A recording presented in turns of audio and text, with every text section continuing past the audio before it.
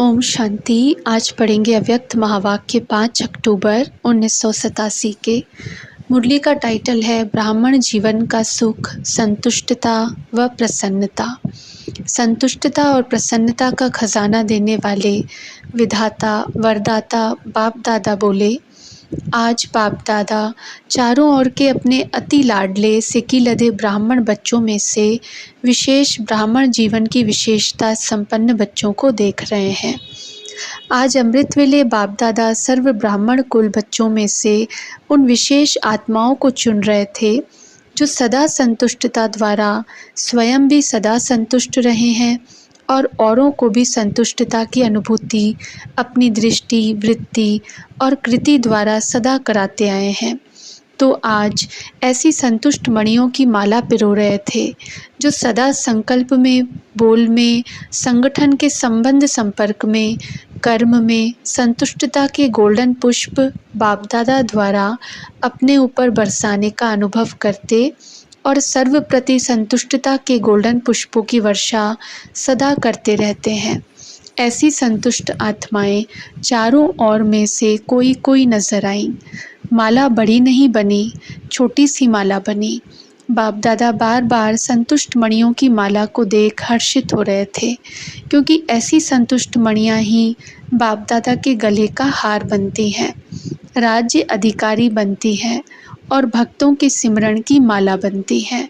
बाप दादा और बच्चों को भी देख रहे थे जो कभी संतुष्ट और कभी असंतुष्ट के संकल्प मात्र छाया के अंदर आ जाते हैं और फिर निकल आते हैं, फंस नहीं जाते।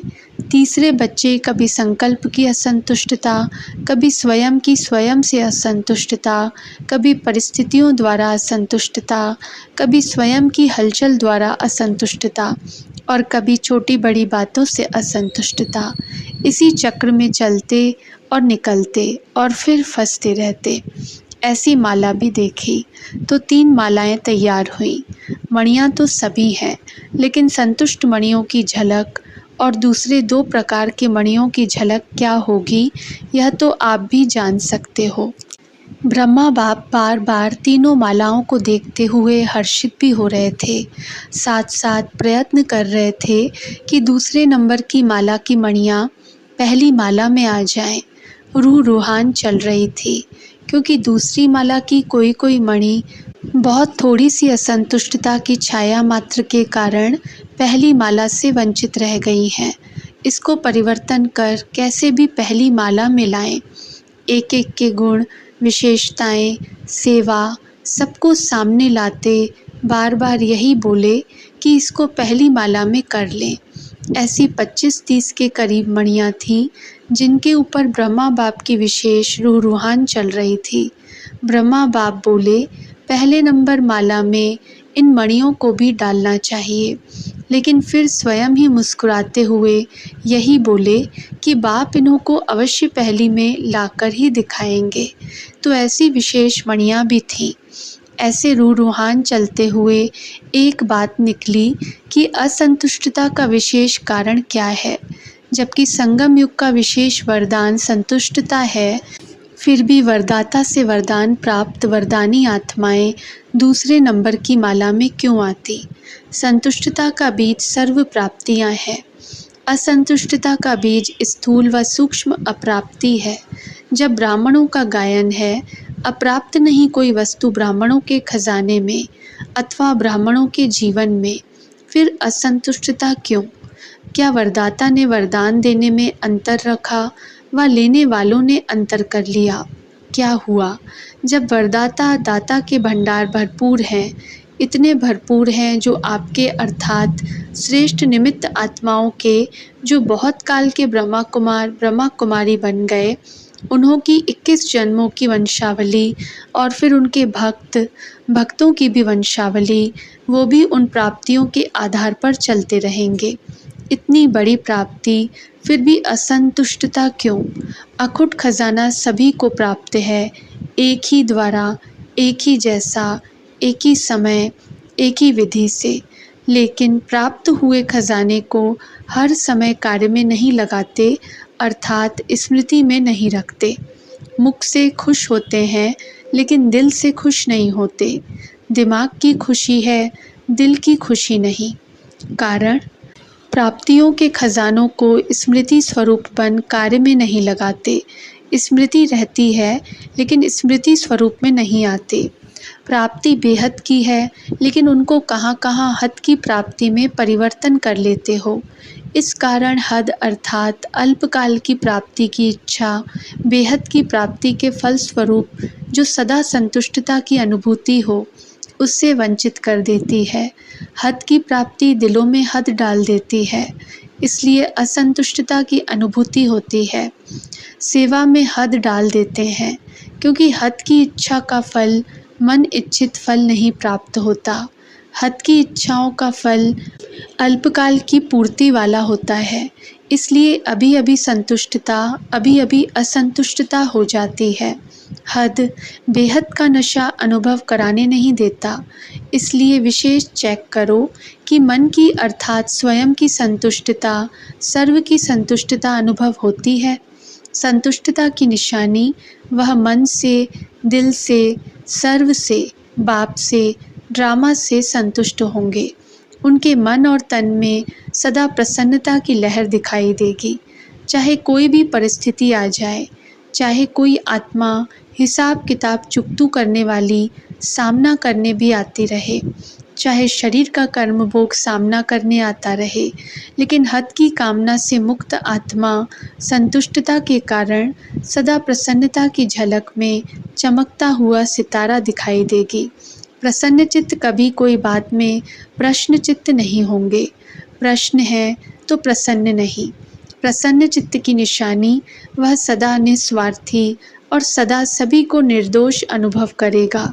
किसी और के ऊपर दोष नहीं रखेगा, न भाग्य विधाता के ऊपर कि मेरा भाग्य ऐसा बनाया, न ड्रामा पर कि मेरा ड्रामा में ही पार्ट ऐसा है, न व्यक्ति पर कि इसका स्वभाव संस्कार ऐसा है, न प्रकृति के ऊपर कि प्रकृति का वायुमंडल ऐसा है, न शरीर के हिसाब किताब पर कि मेरा शरीर ही ऐसा है।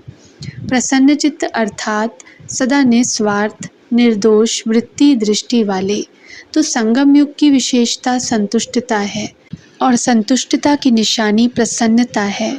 यह है ब्राह्मण जीवन की विशेष प्राप्ति। संतुष्टता नहीं, प्रसन्नता नहीं तो ब्राह्मण बनने का लाभ नहीं लिया। ब्राह्मण जीवन का सुख है ही संतुष्टता, प्रसन्नता। ब्राह्मण जीवन बनी और उसका सुख नहीं लिया तो नामधारी ब्राह्मण हुए, वह प्राप्ति स्वरूप ब्राह्मण हुए। तो बाप दादा सभी ब्राह्मण बच्चों को यही स्मृति दिला रहे हैं, ब्राह्मण बने अहो भाग्य। लेकिन ब्राह्मण जीवन का वर्षा प्रॉपर्टी संतुष्टता है और ब्राह्मण जीवन की पर्सनैलिटी प्रसन्नता है। इस अनुभव से कभी वंचित नहीं रहना। अधिकारी हो। जब दाता वरदाता खुली दिल से प्राप्तियों का खजाना दे रहे हैं, दे दिया है, तो खूब अपनी प्रॉपर्टी और पर्सनैलिटी को अनुभव में लाओ, औरों को भी अनुभवी बनाओ। समझा, हर एक अपने से पूछे कि मैं किस नंबर की माला में हूँ। माला में तो है ही, लेकिन किस नंबर की माला में हूँ। अच्छा, आज राजस्थान और यूपी ग्रुप है। राजस्थान अर्थात राजाई संस्कार वाले, हर संकल्प में, स्वरूप में राजाई संस्कार प्रैक्टिकल में लाने वाले अर्थात प्रत्यक्ष दिखाने वाले, इसको कहते हैं राजस्थान निवासी। ऐसे हो ना, कभी प्रजा तो नहीं बन जाते हो ना। अगर वशीभूत हो गए तो प्रजा कहेंगे, मालिक हैं तो राजा। ऐसे नहीं कि कभी राजा कभी प्रजा, नहीं, सदा राजाई संस्कार स्वतः ही स्मृति स्वरूप में हो। ऐसे राजस्थान निवासी बच्चों का महत्व भी है। राजा को सदैव सभी ऊंची नज़र से देखेंगे और स्थान भी राजा को ऊंचा देंगे। राजा सदैव तख्त पर बैठेगा, प्रजा सदैव नीचे। तो राजस्थान के राजाई संस्कार वाली आत्माएं अर्थात सदा ऊंची स्थिति के स्थान पर रहने वाले, ऐसे बन गए हो व बन रहे हो, बने हैं और संपन्न बनना ही है। राजस्थान की महिमा कम नहीं है।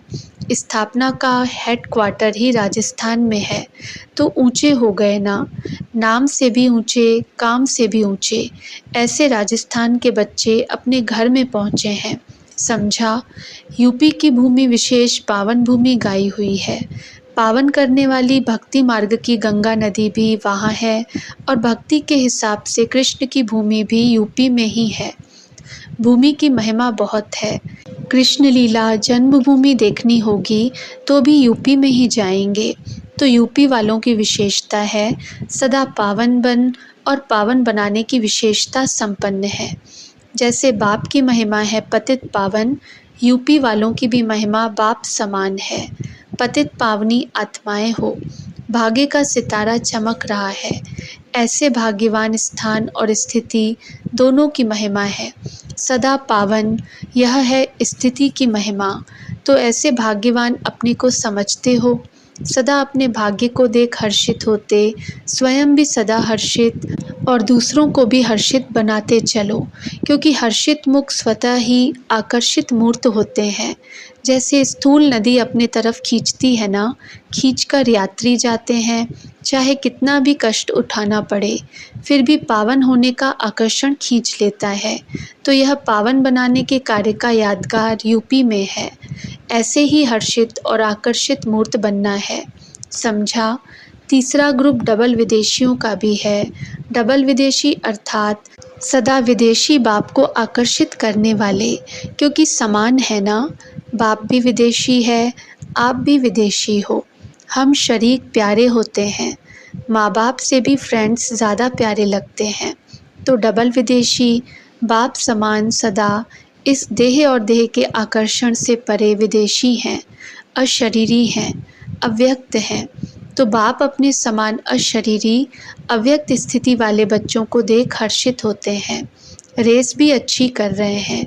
सेवा में भिन्न भिन्न साधन और भिन्न भिन्न विधि से आगे बढ़ने की रेस अच्छी कर रहे हैं। विधि भी अपनाते और वृद्धि भी कर रहे हैं। इसलिए बाप दादा चारों ओर के डबल विदेशी बच्चों को सेवा की बधाई भी देते और स्व की वृद्धि की स्मृति भी दिलाते हैं। स्व की उन्नति में सदा उड़ती कला द्वारा उड़ते चलो। स्व उन्नति और सेवा की उन्नति के बैलेंस द्वारा सदा बाप के ब्लेसिंग के अधिकारी हैं और सदा रहेंगे। अच्छा, चौथा ग्रुप है बाकी मधुबन निवासी। वह तो सदा है ही, जो दिल पर सो चुल पर, जो चुल पर सो दिल पर। सबसे ज़्यादा विधि पूर्वक ब्रह्मा भोजन भी मधुबन में होता। सबसे सिकिलदे भी मधुबन निवासी हैं। सब फंक्शंस भी मधुबन में होते। सबसे डायरेक्ट मुरलियाँ भी ज़्यादा मधुबन वाले ही सुनते। तो मधुबन निवासी सदा श्रेष्ठ भाग्य के अधिकारी आत्माएं हैं। सेवा भी दिल से करते हैं। इसलिए मधुबन निवासियों को बाप दादा और सर्व ब्राह्मणों की मन से आशीर्वाद प्राप्त होती रहती है। अच्छा, चारों ओर की सर्व बाप दादा की विशेष संतुष्ट मणियों को बाप दादा की विशेष याद प्यार, साथ साथ सर्व भाग्यशाली ब्राह्मण जीवन प्राप्त करने वाले कोटों में कोई में भी कोई सिकिलदे आत्माओं को, बाप दादा के शुभ संकल्प को संपन्न करने वाली आत्माओं को, संगम युगी ब्राह्मण जीवन की प्रॉपर्टी के संपूर्ण अधिकार प्राप्त करने वाली आत्माओं को विधाता और वरदाता बाप दादा की बहुत बहुत याद प्यार स्वीकार हो।